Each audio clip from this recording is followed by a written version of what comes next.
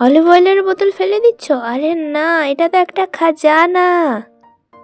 কিভাবে ফেলে দেওয়া বোতল থেকে আমরা অ্যাস্থেটিক লুকের একটা ফুলদানি তৈরি করতে পারবো আজকে সেটাই তোমাদেরকে দেখাবো। এর জন্য তোমরা ইউজ করতে পারো জেসো, অথবা চকের গুঁড়া দিয়ে জেসো বানাতে পারো, অথবা ওয়ালপুট্টি দিয়েও তোমরা জেসো তৈরি করে নিতে পারো, অথবা সাদা রঙের হোয়াইট কালার আছে না, যে কোনো অ্যাক্রিলিক কালার ইউজ করতে পারো।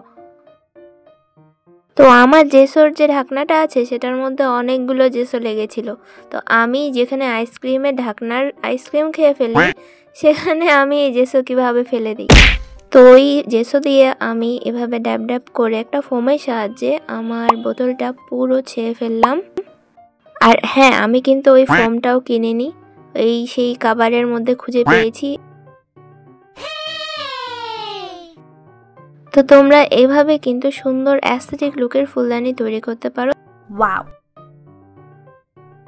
আমি কিন্তু 2বার জেসোর কোট করে শুকিয়ে নিয়ে সেটাতে ভার্নিশ অ্যাপ্লাই করেছি, রেকর্ড করার কথা মনে ছিল না। আর কিভাবে আমি টিউলিপ ফুলগুলো করেছি সেটার জন্য আমি আরেকটা ভিডিও বানিয়ে রেখেছি আমার ইউটিউব চ্যানেলে।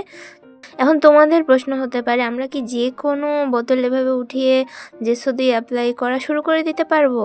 হ্যাঁ, অবশ্যই পারবে, কিন্তু সেটার অবশ্যই তোমরা সিলটা উঠিয়ে নিবে, মানে যেটা প্যাকেজিং থাকে সেটা উঠিয়ে নিবে। এমন যদি কাগজের মতো পুরোটা না উঠে, যেমন আমার এই বোতলের মধ্যে কাগজটা কিন্তু পুরো উঠেনি, এটার জন্য আমি যখন জেসো অ্যাপ্লাই করছিলাম সেটা লাগছিল না।